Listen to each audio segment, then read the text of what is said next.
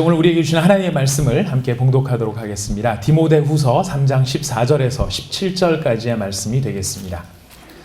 디모데후서 3장 14절에서 17절까지의 말씀이 되겠습니다.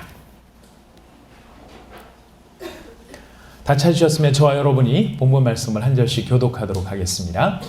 그러나 너는 배우고 확신한 일에 거하라. 너는 내가 누구에게서 배운 것을 알며 또 어려서부터 성경을 알았나니 성경은 능히 너로 하여금 그리스도 예수 안에 있는 믿음으로 말미암아 구원에 이르는 지혜가 있게 하느니라.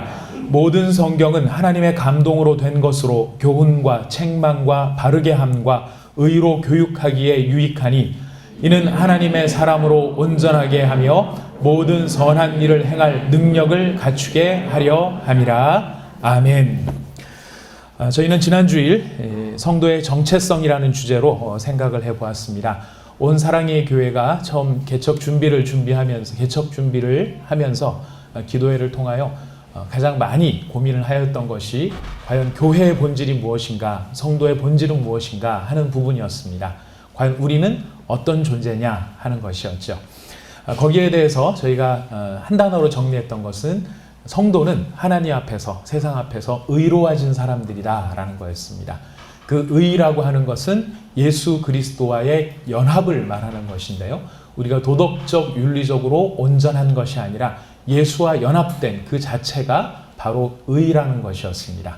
그래서 이제 저희가 이제 설명을 했었을 때 한문에 의로울 의자를 보면은 양자 밑에 나, 아자가 결합되어 있는 단어가 의로울 의자인데 바로 그 의로울 의자라고 하는 단어가 우리와 그리스도와의 연합을 잘 설명해주는 그런 상징적인 의미가 있었다라고 하는 것도 설명을 했었습니다. 이제 그런 의로운 사람, 이 의로운 사람이라고 하는 것을 조금 더 확대를 해보면 우리 성도를 바로 그렇게 하나님 앞에서 의로워진 우리를 성경에서는 그리스도 예수 안에 있으면 누구든지 새로운 피조물이다 라고 하는 말로 새롭게 정의하는 내용을 저희가 살펴보았습니다. 누구든지 그리스도와 예수 안에 있으면 새로운 창조물인데 그 창조물이라고 하는 것은 인류 역사 이래로 새로운 종이 만들어진 적은 한 번도 없습니다. 진화론자들이 여러 가지 이야기를 한다 할지라도 멸종하는 종은 있을지 몰라도 새롭게 만들어지는 종은 없는데 성경에서는 바로 예수 그리스도 안에 있으면은 새로운 종이 된다, 새로운 종자가 된다, 새로운 이런 창조물이 된다 라고 하는 것을 우리에게 가르쳐 준다는 것입니다. 이 새롭게 창조된 창조물, 바로 그리스도 예수 안에서 지어진 이 새로운 피조물의 역할, 이걸 왜 만드셨냐면은 삼위 하나님과 관계하고 삼위 하나님과 사랑하고 삼위 하나님과 동행하며 그와 교제하기 위해서 새로운 피조물을 만드셨는데요. 그렇게 삼위 하나님과의 관계를 맺도록 하기 위해서 삼위 하나님께서 함께 역사를 하신다고 우리가 지난 시간에 정리를 했었습니다. 그래서 성부 하나님께서는 우리를 일컬어 너희는 내 것이다, 너는 내 것이다 라고 자기 소유로 밝혀주셨고, 그리고 나는 하나님이고 너는 자녀이다 라고 하는 자녀와 아버지와의 관계로 성부 하나님께서는 우리를 엮어주셨습니다. 그리고 성자 예수님께서는 나는 너희의 머리다, 나는 너희의 머리고 내가 머리로서 너희와 하나됨으로 말미암아 우리는 한 영이다 라고 해서 우리와 예수님이 하나임을 강조해 주셨습니다. 그리고 성령 하나님께서는 보혜사로서 우리 안에 찾아오셔서 우리 안에 거주하시고 또 우리 가운데서 일하고 계시며 우리를 통해 일하고 계시는 바로 그분이 성령 하나님이심을 우리가 살펴보았습니다. 이렇게 놀라운 성부, 성자, 성령의 연합하심의 일하심으로 말미암아 새롭게 되어진 것이 우리 자신인데, 안타깝게도 우리는 그런 우리의 존재됨을 이해하지 못하고 깨닫지 못하기 때문에 신앙생활을 해도 굉장히 힘이 없고 이 세상을 살아가면서도 뭔가 이렇게 눌려있거나 패배당하는 그런 생애를 사는 안타까움이 있습니다. 이것을 스펄전 목사님의 그 신방 예화를 통하여서, 신방의 경험을 통하여 우리의 모습을 살펴봤었는데요. 스펄전 목사님이 신방을 갔는데 제가 오늘 보니까 처음 듣는 것 같은 얼굴 표정으로 들으시는 분들이 많이 계셔서 조금 더 설명을 드리게 됩니다. 스펄전 목사님이 신방을 가셨는데 한 연세 많은 아주머니께서 이 영양실조로 굶어 죽어가고 계신 것이었습니다. 그래서 이 신방을 잘 마치고 살펴보니까 그 방 안에 액자 같은 게 하나가 걸려 있더랍니다. 그래서 이 액자가 무슨 액자냐 그랬더니 자기가 50년 동안 귀족 부인을 섬겼는데 그 귀족 부인이 돌아가시기 전에 자기한테 기념으로 준 그 증서를 기념품이기 때문에 잘 보관을 해놓고 있다라고 설명을 해주더랍니다. 근데 그 액자를 이 스펄전 목사님이 살펴보니까 무슨 증서 같아서 내가 이거를 가져가서 좀 한번 자세히 살펴보고 돌려주겠다.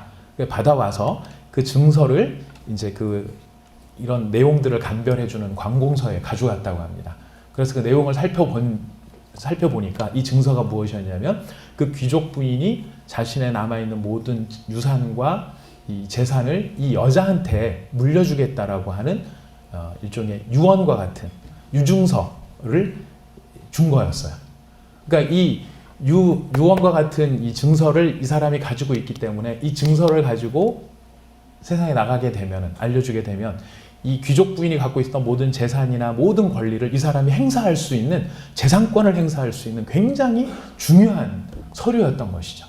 근데 이 여자는 읽을 줄을 몰라서 그거를 기념품으로만 액자에 10년 동안 잘 보관하고 있었던 것입니다.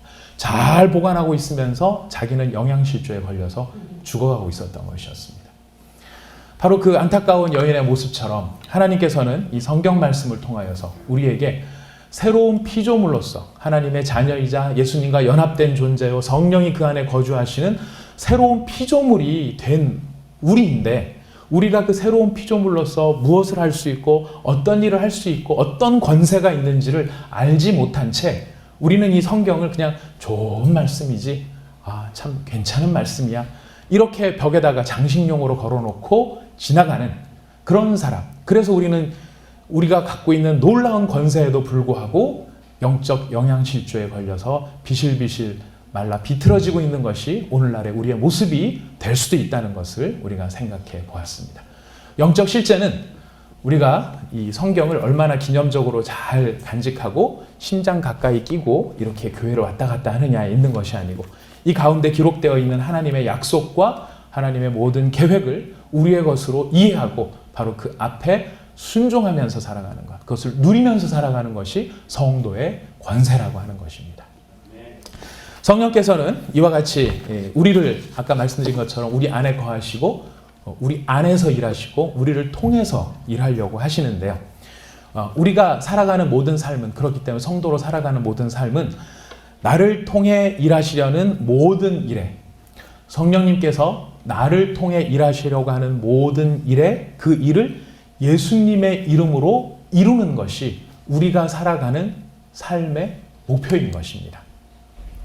우리가 새로운 피조물이 돼서 하나님 앞에 살아가는데, 여러분이 이 세상을 살아갈 때 새로운 피조물로서 뭐를 하면서 살아가는 것인가?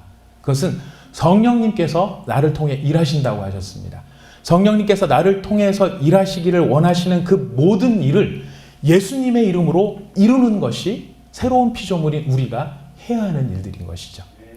근데 그런 일들을 예수님의 이름으로 하기 위해서 그 예수님의 이름을 의지하는 행동이 무엇이냐면 바로 믿음입니다.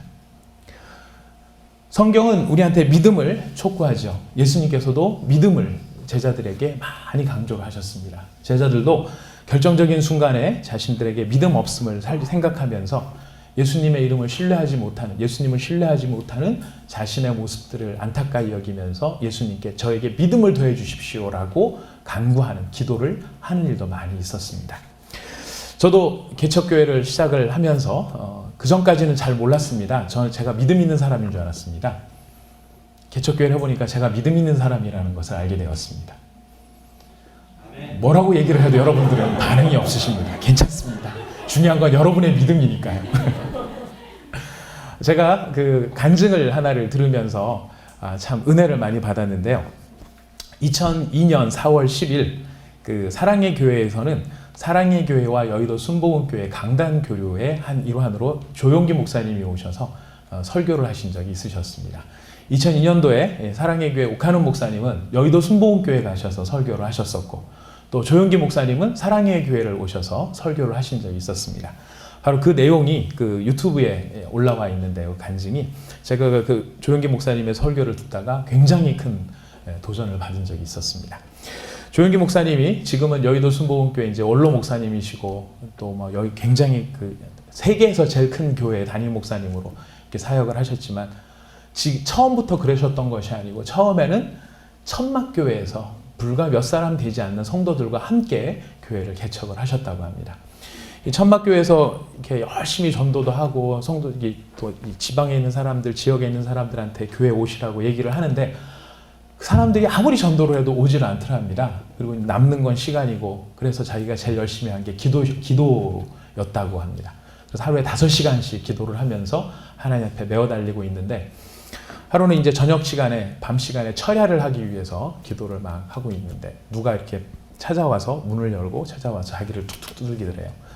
목사님께서 이 교회 담임 목사님이십니까? 저 아닙니다. 저는 목사가 아니고 전도사입니다. 전도사님, 제가 사실은 그 서울역에서 구걸하는 안진뱅이였어요. 이 사람, 찾아온 사람이. 서울역에서 구걸하는 안진뱅인데 제가 구걸을 하고 있는데 어떤 사람이 지나가다가 저한테 저기 어디 가면은 기도 열심히 하는 전도사님이 계신데 그 전도사님이 당신을 위해서 기도해주면 당신이 정말 인생이 변화가 될 거라고 그분을 찾아가서 기도를 받아보라고 그 이야기를 들었답니다. 그래서 그 안진뱅이가 서울역에서 아침에 출발을 해가지고 버스 타고 기고 그래가지고 밤에 12시 가까이 돼가지고 그 조영기 목사님이 개척을 하시는 천막교회까지 찾아온 거예요. 그래서 이제 거기서 이제 어깨를 두드리고 기도를 받으러 왔다라고 얘기를 하시더래요. 조영기 목사님이 그 안진뱅이를 딱 보는 순간 그리고 자기를 고쳐달라고 고치기 위해서 기도해달라는 이야기를 듣는 순간 속으로 경악을 했답니다. 내가 무슨 재주가 있어서 이 사람을 고치나? 내가 뭔 능력으로 이 사람을 고치나?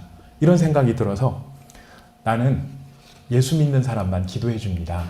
예수 안 믿는 사람은 기도 안 해줍니다. 그랬더니 이 사람이 제가 예수 믿겠습니다. 예수 믿겠습니다. 그러더래요. 그래서 이 사람 예수를 믿겠다 그래서 예수님을 영접하는 기도를 하고 예수님께 모셔드렸대요. 그리고 난 다음에 이 사람이 계속해서 기도할 것을 요청을 하니까 이제 조영기 목사님이 전도사님이 기도를 안 할 수는 없고 그래서 막 열심히 기도를 했답니다. 막 열심히 기도를 하는데 속으로 이게 나을까? 이 사람이 나을까?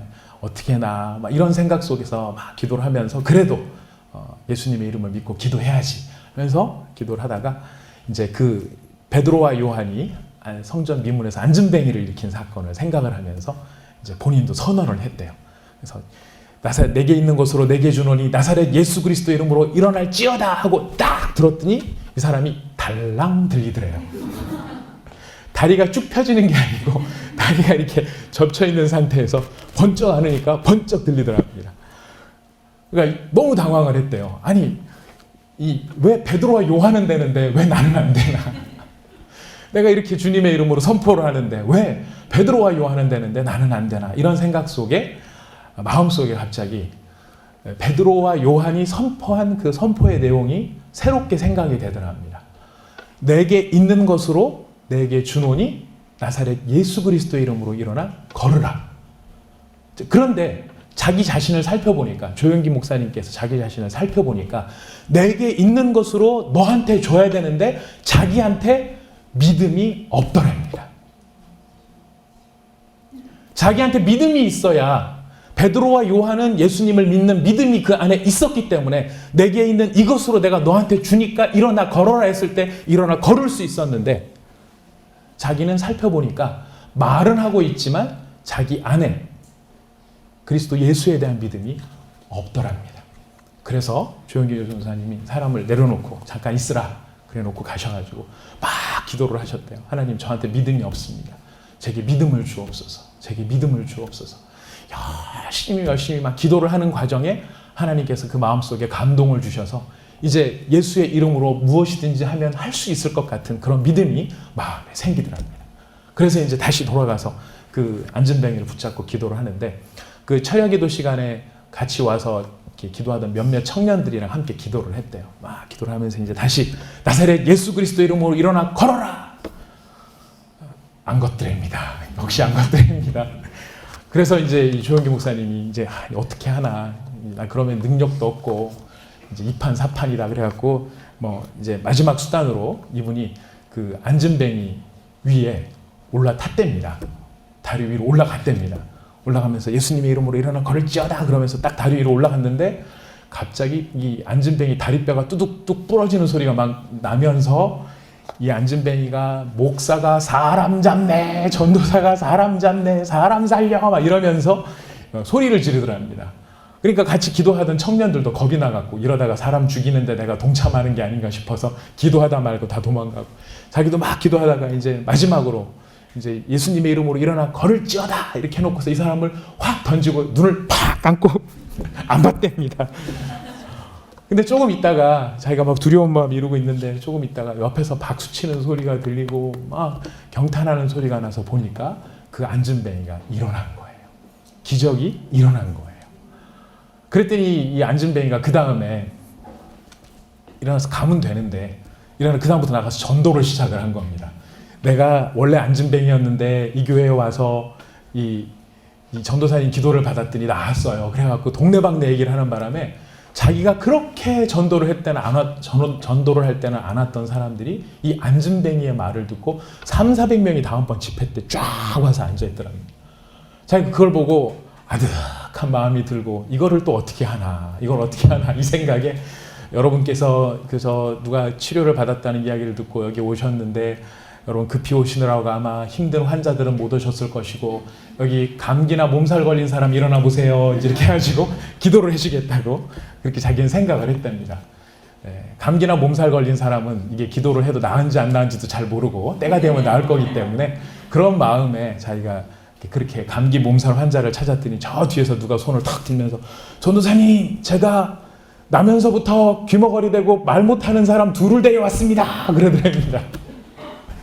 조영기 목사님이 아니 그 안진뱅이 고치는 거는 어떻게 고쳤다고 해도 나는 이거 뭐 어떻게 고치라고 지금 이렇게 사람을 데려왔나 왜 걔네 시키지도 않은 짓을 왜 저 사람은 왜 하나 근데 하여튼 그렇게 들고 나오니까 그럼 앞으로 나와보라고 해서 딱 보니 나왔다고 하는데 한 사람은 빼빼 마른 사람이고 한 사람은 좀 뚱뚱한 사람이었대요. 그래서 조영기 목사님 생각에 그래 저 뚱뚱한 애보다는 마른 애가 그래도 고치기가 쉽지 않을까 말랐으니까 뭐 이런 생각이 들어서 그래도 올라와라 이렇게 얘기를 했답니다. 그래서 진짜로 확인을 한 것이 이 사람이 정말 태어나면서부터 귀머거리였냐 벙어리였냐 이 사람들이 태어날 때부터 귀머거리였고 벙어리여서 수용시설에 있던 사람들을 데려왔다는 거예요. 속으로 왜 데려와 그냥 살게 내버려 두지 이러면서 이제 그 두 사람 가운데 마른 사람을 붙잡고 이제 기도를 시작을 했답니다. 귀에다가 딱 손가락을 넣고 막 기도를 하면서 예수님의 이름으로 고쳐주옵소서 예수님을 고쳐주옵소서 하는데 속으로는 하나님 망하게 하려면 그냥 망하게 하지 이제 이거 안 고쳐지면 저는 천막도 접고 개척교회도 그만두고 이젠 다 그만둬야 되는데 하나님 어떻게 하면 좋겠습니까? 하나님이 제 입장이 좀 돼보십시오 막 이러면서 이제 기도를 하면서도 나사렛 예수 이름으로 막 기도를 막 하셨다는 겁니다. 10분이 넘도록 오랜 시간 계속 기도를 하고 있으니까 성도들이 도대체 왜 무슨 일로 저렇게 기도를 오래 하나 싶어가지고 다 눈을 뜨고 이제 쳐다보고 있는 상황에 더 이상은 안 되겠다 싶어가지고 이제 그 여자의 귀에서 손을 딱 떼고 손으로 이렇게 손바닥으로 소리를 내서 딱 쳤더니 이 여자가 손바닥 소리가 나는 쪽으로 반응을 보이더랍니다. 이쪽을 딱 뗐더니 이렇게 쳐다보고 반대쪽을 이렇게 했더니 이쪽을 쳐다보고 그 다음에 말을 시켜봤답니다. 자 따라해봐 어머니 그랬더니 어머니 이렇게 얘기를 하고 하나님 그랬더니 하나님 이렇게 얘기를 하고 그래서 정말 거기서 치료하는 은혜의 역사가 나타나기 시작을 했고 그 다음부터 이게 하나가 딱 고쳐지니까 자기가 거기 와 있는 모든 사람들한테 그래 너도 나아라 너도 나아라 너도 나아라 그러면서 치유와 신유의 은사를 하나님께 그때 받게 되었다 그때 확인하게 되었다라고 하는 이야기를 들었습니다. 확인한 거죠. 그 확인이 되기 전까지 제가 조영기 목사님의 간증을 통해서 은혜를 받았던 거 뭐냐면 그 안에 의심이 있었고 그 안에 두려움이 있었고 그 안에 불안이 있었고 그 안에 염려가 있었다는 것입니다. 그 불안과 염려, 불신, 예수님의 이름으로 이 일이 과연 가능할까? 예수님의 이름으로 이런 일이 일어날 수 있을까? 예수님이 오늘날에도 예수님의 그 이름에 권세가 있어서 그 이름의 권세로 예수님의 이름으로 행하는 모든 일들이 이루어질 수 있을까? 여러분 어떠십니까? 여러분들은 어떻게 생각하십니까? 여러분들은 여러분의 삶 속에서 여러분의 생활 속에서 예수님의 이름으로 진행되어진 여러분이 행하는 모든 일에 하나님께서 이루시는 일의 결과가 있을 수 있다라고 믿으십니까? 할렐루야. 감사합니다. 성령님께서 오늘날 우리를 통해서 하시고자 하시는 바로 이것입니다. 하시고자 하기를 원하시는 것은 이것입니다. 나를 통해서 성령님께서 하시려는 모든 일 가운데 예수님의 이름으로 그 일을 이루는 것이 우리가 이 세상 가운데서 살아가는 동안에 해야 할 일이고 그 일을 이루는 것이 믿음입니다. 그러나 오늘날 기독교의 위기는 어디에 있느냐면 지식과 정보가 믿음을 대체하는 세대에 우리가 살고 있다는 것입니다. 무슨 말이냐면 누군가가 간증하고 누군가가 텔레비전에 나와서 이야기를 하고 누군가 이야기를 들으면 우리가 그것을 다 들으며 그것을 그 지식을 알고 있는 것이 나한테 믿음이 있다라고 생각을 한다는 거예요. 뭔가 정보를 가지고 있는 것이 나한테도 이 일을 이룰 수 있는 예수님을 향해 이런 믿음을 보일 수 있는 믿음이 내 속에 있다라고 오해한다는 것입니다. 그것은 지식과 정보이지 그것은 믿음이 아닌 것이죠. 믿음은 내가 내 일상의 모든 삶 속에서 예수의 이름으로 이 일이 이루어질 줄을 신뢰하고 그 일을 이루어 나가기 위해 붙잡는 것이고 그래서 예수의 이름으로 그 일을 이루는 것이 우리의 믿음입니다. 근데 우리는 그 믿음 없이 남들의 이야기를 듣고 그것이 내 속에 있으면은 그 지식과 정보가 내 믿음이라고 생각한다는 거예요. 한마디로 말해서 수영을 비디오 보고 수영하려고 하는 거.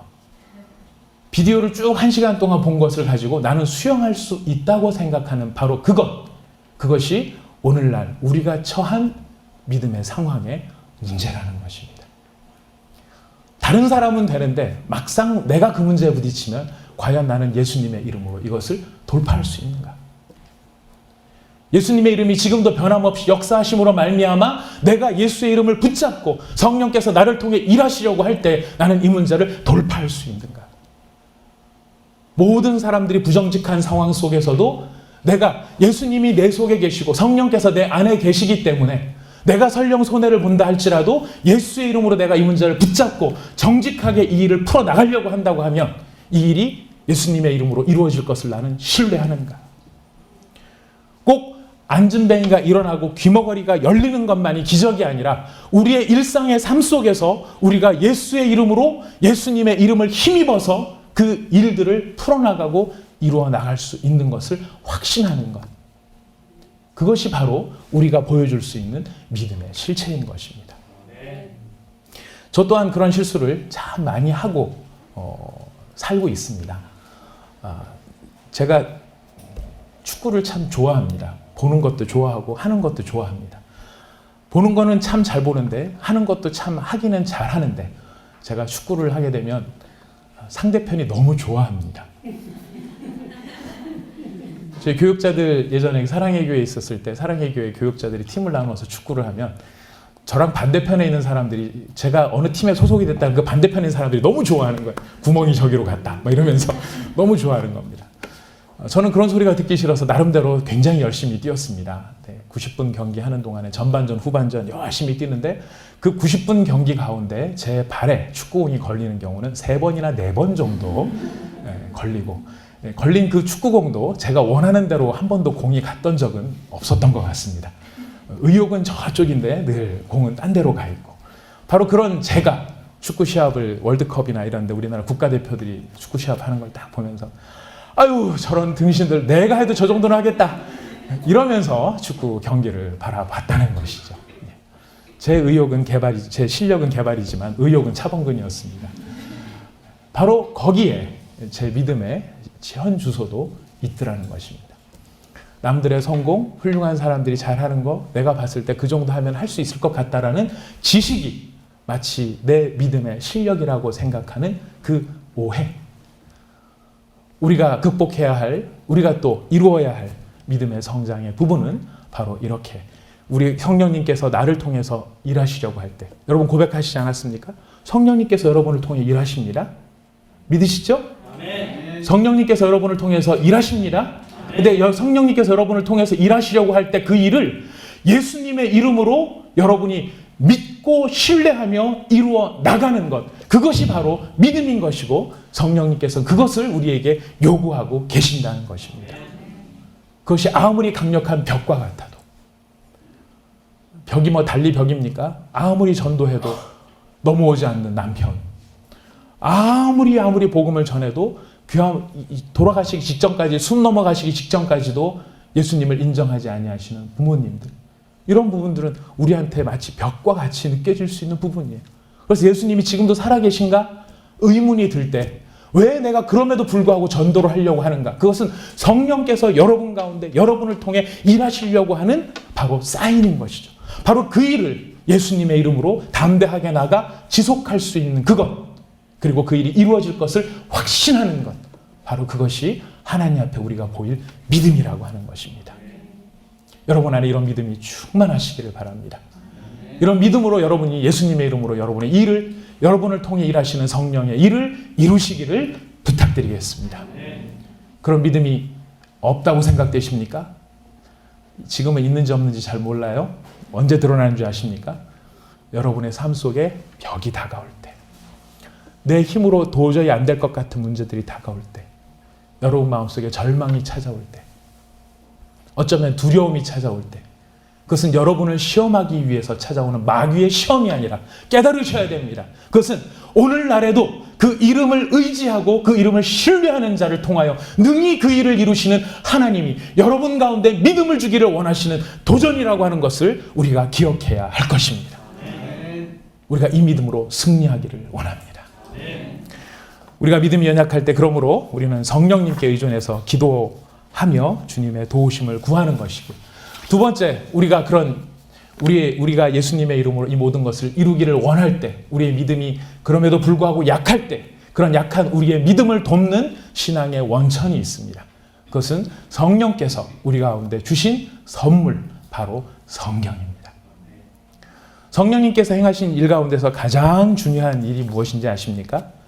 성령님이 하신 일들이 여러 가지가 있지만 역사의 모든 세대를 거쳐 성령님께서 하신 가장 중요한 일은 성경을 기록하여 우리에게 주셨다는 거예요. 그리고 그 성경은 문화와 시대와 환경을 초월하여 이르는 곳마다 성령의 도구가 되어 그 속에서 사람의 변화가 나타나고 영혼의 변화가 나타나고 사람이 변하고 개인이 변하고 가정이 변하고 나라가 변할 만큼의 역사를 일으키는 힘이 바로 성경을 통하여 나타났다는 것을 우리는 기억해야 할 것입니다. 성경은 바로 이런 놀라운 역사가 나타나는데요. 그 이유는 무엇이냐면, 우리 베드로후서 1장 20절 말씀, 21절 말씀 같이 한번 찾아보겠습니다. 베드로후서 1장 20절, 21절 말씀 여러분 다 찾으셨으면 한 목소리로 같이 읽어보겠습니다. 베드로후서 1장 20절, 21절 말씀 같이 읽습니다. 시작. 먼저 알 것은 성경의 모든 예언은 사사로이 풀 것이 아니니 예언은 언제든지 사람의 뜻으로 낸 것이 아니요 오직 성령의 감동하심을 받은 사람들이 하나님께 받아 말한 것입니다. 아멘. 성경의 모든 예언, 그것은 사사로이 개인적으로 자기 임의대로 해석해서 임의대로 이해할 것이 아니다라고 이야기합니다. 왜냐하면 그 예언이라는 것, 그 성경 말씀인 것이죠. 이것은 사람의 뜻으로 낸 것이 아니요 오직 성령의 감동하심을 받은 사람들, 즉 선지자들과 사도들이 성령의 감동하심을 받아 하나님께 받아 기록한 것, 하나님께 받아 말한 것, 바로 그것이 성경이기 때문입니다. 그래서 성경은 1차적인 저자가 선지자와 사도들과 같은 사람이지만은 그 배후에 있는 원저자는 성령 하나님이신 것입니다. 그래서 우리가 성경을 제대로 잘 이해하려면은 성령의 도우심이 있어야 합니다. 여러분, 성경을 읽는 것이 굉장히 중요하지만 성경을 읽는 것은 읽었다라고 하는, 얼마나 많이 읽었느냐라고 하는 양에 있지 않습니다. 양도 물론 중요하긴 합니다만 더 중요한 것은 이것을 얼마나 제대로 이해했느냐 하는 것이 더욱 중요합니다. 의사소통에 있어서 중요한 것은 대화를 많이 나누었다는 게 아니죠. 인포메이션을 많이 교환하는 것이 대화가 아닙니다. 대화의 핵심은 무엇입니까? 이해입니다. 여러분, 지금도 우리가 살아가다 보면 제일 답답한 게 뭡니까? 누구랑 대화를 할 때 나는 A라고 말하는데, 그리고 나는 A라고 말하기 위해서 A라고 표현하는데 상대방은 계속해서 B라고 이야기하는 거, 그거 참 답답한 일입니다. 그 답답함이 여러분 누가 제일 심한 줄 아십니까? 어떤 관계에서 제일 심한 줄 아십니까? 부부 사이에서 제일 심합니다. 20년, 30년을 한 집에서 살았음에도 불구하고 여전히 내 말은 그게 아니고 내 뜻은 그게 아니고 그럼 상대편 얘기합니다. 뭐 아니긴 아니야. 나 다 알겠구만. 내가 뭘 못 알아듣는다 그래. 다 알아, 다 알아. 얘기를 하지만 상대편은 전혀 이해를 못하는 거랑 똑같습니다. 우린 성경 읽으면서 하나님의 뜻을 다 알겠어요 라고 하지만 정작 성령께서 그것을 기록해 놓으신 의도와는 다르게 우리 멋대로 해석하는 경우들도 많더라는 거예요. 그래서 성경을 읽을 때는 반드시 겸손한 마음으로 성경을 읽어야 됩니다. 이 성경을 내가 이해하겠어 라고 하는 것이 아니라 성령 하나님 깨닫게 해주십시오. 이 말씀을 원래 기록할 때 어떤 의도로 기록하셨는지 그 의도대로 제가 이해할 수 있도록 도와주십시오. 이렇게 기도하면서 수시로 성령님을 의존하여 성경을 읽는 것이 굉장히 중요합니다. 죄송합니다. 제가 예전에 청년부를 했었을 때 제가 예전에 한번 했던 이야기 같아가지고 조심스럽습니다만은 반복해서 들어주십시오. 네, 제가 예화가 많지 않아 제가 경험한 바를 갖고 설명하려니까 똑같은 이야기를 반복할 수도 있는데요. 한 번은 그 청년부 형제가 저한테 찾아왔어요. 목사님, 제가 이렇게 마음에 두고 되게 좋아하는 자매가 하나 있는데 이 자매한테 편지를 보냈거든요. 자기 구구절절히 편지를 보냈는데 자매한테 답장이 왔어요, 목사님. 그래서 너무 잘 됐다. 그래 한번 보자. 그랬더니 근데 목사님 이 내용이 무슨 뜻인지를 잘 모르겠어요. 그러는 거예요. 그래서 무슨 뜻인데 한번 보자. 그랬더니 이제 그 형제가 편지를 그렇게 써서 보낸 거예요. 뭐 마음에 들고 뭐 하나님께서 연결해 주셨으면 좋겠고 당신 생각을 하면 가슴이 뛰고 심장이 벌렁거리고 하여튼 온갖 그 연애 이야기를 잔뜩 담아서 보낸 거예요. 그랬더니 자매가 형제의 편지를 받고 형제의 편지를 읽는 동안에 동쪽 창이 환하게 밝아왔습니다. 라고 답장을 써서 보낸 거예요. 그래서 이거 보고 야 이거 얘도 네 생각하느라고 밤샜다는 뜻이네. 좋은 거 아닐까? 그랬더니 목사님 저 처음에 그렇게 읽었는데요. 찬찬히 읽어보니까 날 샜다는 뜻 같기도 하고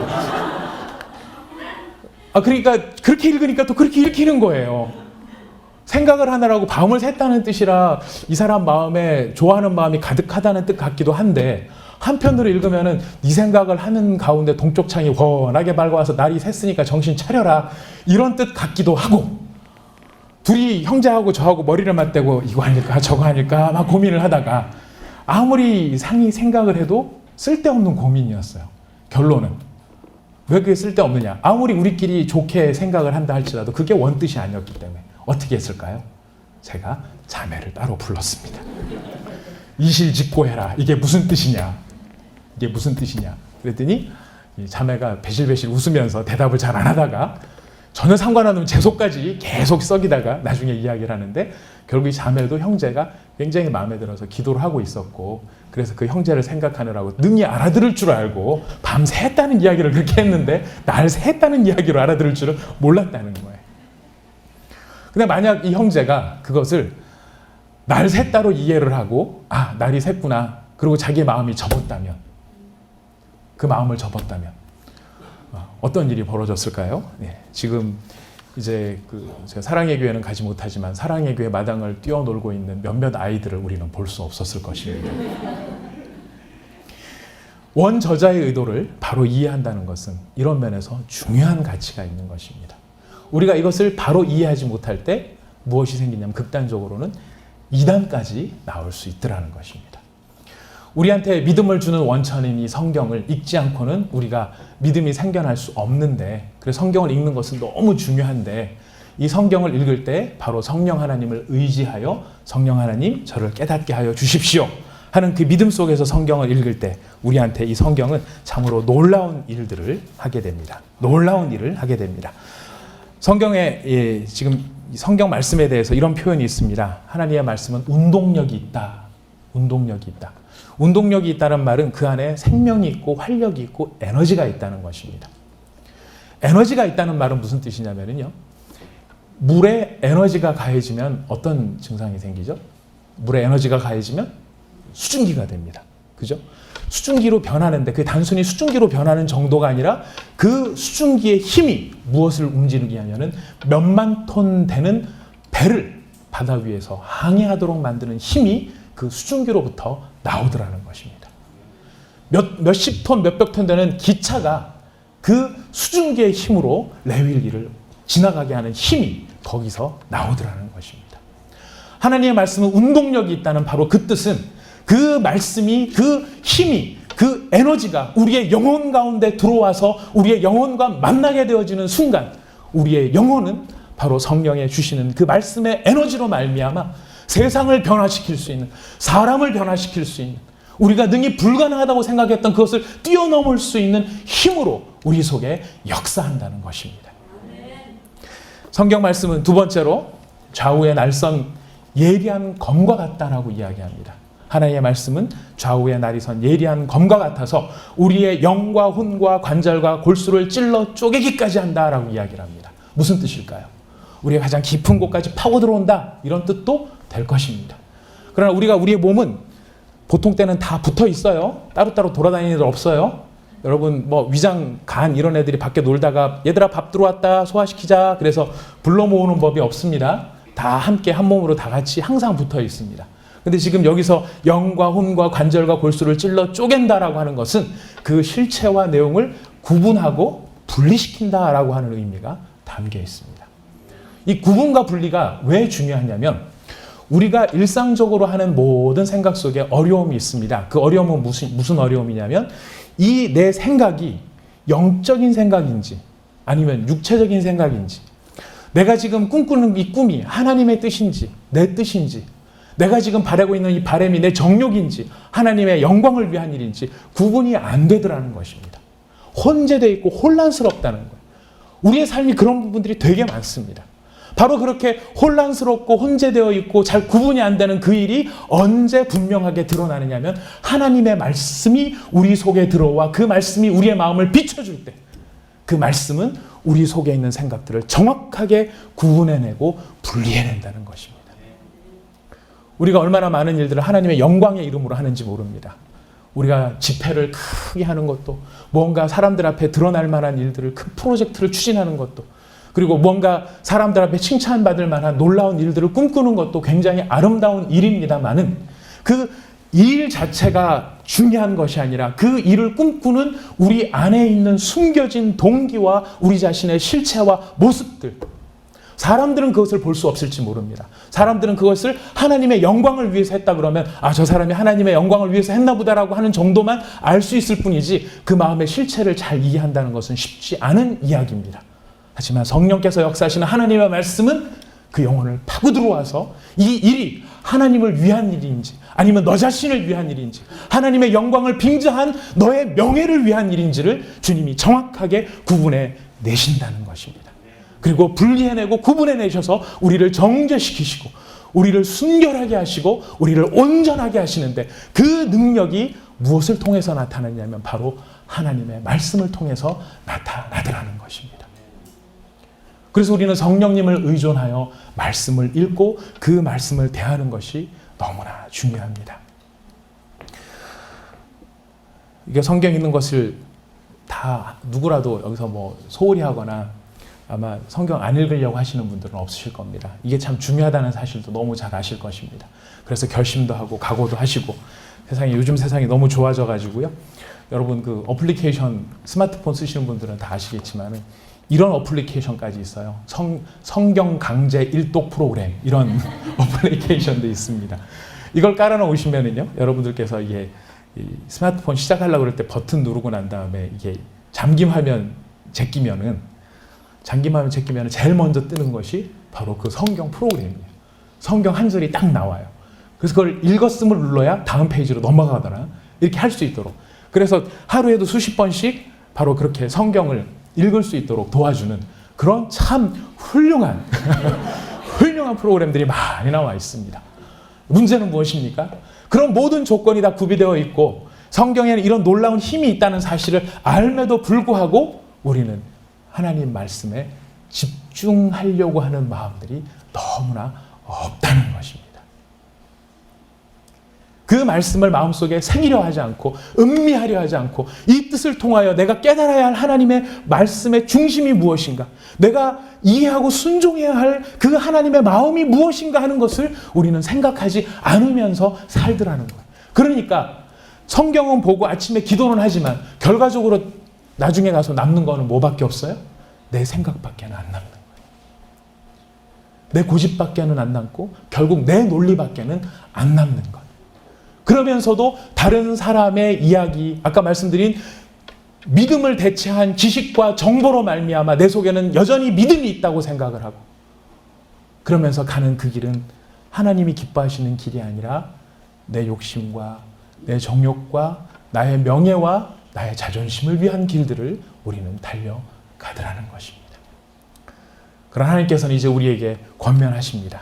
이 하나님의 말씀에 이런 능력이 있음을 믿고 그 하나님의 순전케 하심을 너희가 정말 사모하는 마음으로, 그리고 예수의 이름에 권세가 있고 능력이 있다는 것을 네 마음속에 불일 듯이 일어나게 할 수 있는 그 말씀의 역동성이 성경에 있으니까 우리의 모든 마음을 다하여 그 말씀을 붙잡고 성령을 의지하여 성경을 읽으며 그 성경의 마음을 두라고 우리를 부르고 계시는 것입니다.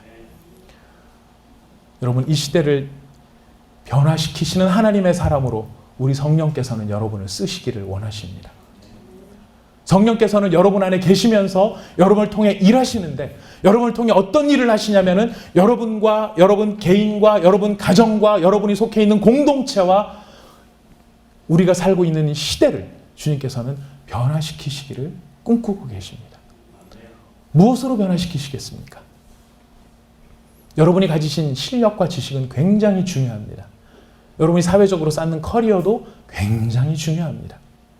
여러분이 어떤 경험이 있고 여러분이 무엇을 소유하고 있느냐 하는 것도 굉장히 중요합니다. 하지만 그건 중요하긴 할지라도 그것이 하나님의 일을 이룰 수는 없습니다.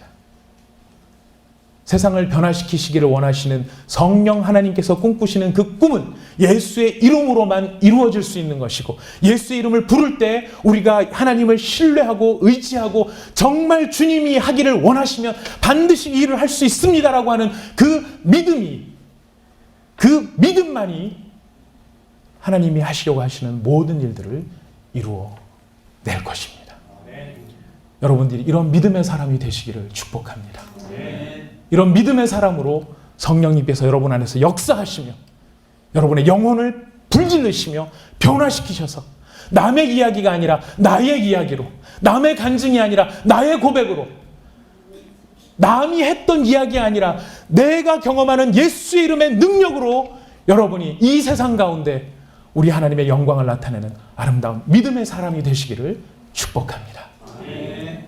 오늘 우리 본문 말씀을 다시 한 번만 더 읽도록 하겠습니다. 디모데후서 3장 14절부터 17절까지의 말씀을 같이 한 번 더 읽겠습니다. 다 같이 소리내서 함께 읽겠습니다. 시작. 또 어려서부터 성경을 알았나니 성경은 능히 너로 하여금 그리스도 예수 안에 있는 믿음으로 말미암아 구원에 이르는 지혜가 있게 하느니라. 모든 성경은 하나님의 감동으로 된 것으로 교훈과 책망과 바르게 함과 의로 교육하기에 유익하니 이는 하나님의 사람으로 온전하게 하며 모든 선한 일을 행할 능력을 갖추게 하려 함이라. 아멘. 모든 성경은 하나님의 감동으로 된 것으로 교훈과, 이 교훈이라고 하는 것을 제가 좀 비유로 잠깐 생각을 짧게만 말씀드리겠습니다. 교훈은 마치 교통 표지판과 같은 거예요. 우리가 있는 곳이 어디인지, 무엇이 진리인지를 드러내는 것이 교훈입니다. 책망이라고 하는 것은 엑스레이나 MRI 같은 것들이에요. 우리 안에 있는 모든 숨겨진 동기와 우리들의 감추어진 생각들을 다 끄집어내서 그 잘못된 것들을 긁어내게 만드는 것이 바로 책망입니다. 마치 또 거울과 같이 우리들의 나는 깨끗한 줄 알았는데 거울을 보니까 내 속에 얼굴에 더러워진 모습들을 볼 수 있는 것과 같은 바로 그런 것이 성경의 역할입니다. 또 바르게 함이라고 하는 것은 그릇된 것을 고치는 것입니다. 수술대와도 같은 것입니다. 내가 끊어낼 수 없는 것, 내가 정말 끊어내기를 원하는 나쁜 습관이나 죄의 습관이나 어떤 그런 잘못된 것들에 대해서 나는 못하지만 그것을 할 수 있게 만드는 것이 무엇이냐면 수술대와 같은 역할하는 성경의 능력이라는 것입니다. 마지막으로 의로 교육하기에 유익하다. 굳이 비유를 들자면 헬스 기구와도 같은 것입니다. 우리가 힘이 없어서 근육이 있어야 뭘 드러내죠. 여러분 지금 몇 킬로까지 드시겠습니까? 별로 중요한 얘기가 아니라서 그냥 지나가겠습니다. 우리의 의욕은 한 100kg쯤 뻑뻑뻑 드는 것을 원하는데 100kg를 잘 들려면 1kg짜리 아령부터 제대로 드는 훈련이 되어 있어야 합니다. 바로 그렇게 우리를 의로 교육하고 훈련시키는 헬스 기구와도 같은 역할을 하는 것이 무엇이냐면 바로 이 성경 말씀이라는 것입니다. 여러분 생각 묵상하는 거 좋지만 성경 없이 묵상하지 마십시오. 성경 없이 묵상하면 영 엉뚱한 길 속에 다른 답이 나옵니다. 그 말씀을 가지고 성령 하나님을 의존하여 여러분의 생각을 심화시키시고 깊이 파고 들어가시기를 바랍니다. 하나님께서 생명의 길을 보이실 것이고 여러분을 교훈과 책망과 바르게 함과 의로 교육하기에 유익하게 하셔서 마침내 하나님의 사람인 여러분들을 온전하게 만듭니다. 그리고 모든 선한 일을 행할 능력을 갖추게 만들어 줄 것입니다. 여러분 공부하기도 바쁘고 직장생활하기도 바쁘시지만 그 바쁜 것보다 가장 더 바쁘실 말씀을 읽고 그 말씀을 마음속에 여러분의 것으로 소화시키는 바로 그 일에 여러분이 가장 바쁘신 분들이 되시기를 바랍니다. 꿈꿉니다. 온 사랑의 교회 함께 예배드린 우리 여러분들을 통하여서 5년 뒤, 10년 뒤, 15년 뒤 하나님께서 세상을 어떻게 변화시키셨을지 저는 그 일을 꿈꾸게 됩니다. 저희가 드리는 한 번의 이 예배지만은 예배를 통하여 우리가 받은 이 도전을 통해 우리가 말씀 가운데 창념한 우리를 통해 하나님이 5년 뒤, 10년 뒤, 15년 뒤 어떤 놀라운 성령의 일을 행하실지 우리가 그 결과를 함께 바라보았으면 좋겠습니다. 여러분들 모두 아름다운 하나님의 믿음의 사람으로 쓰임 받으시기를 축복합니다. 이 시간 우리 함께 잠시 기도하도록 하겠습니다. 함께 기도하실 때 오늘 주신 말씀을 마음에 새기면서 이렇게 한번 같이 기도했으면 좋겠습니다. 주님.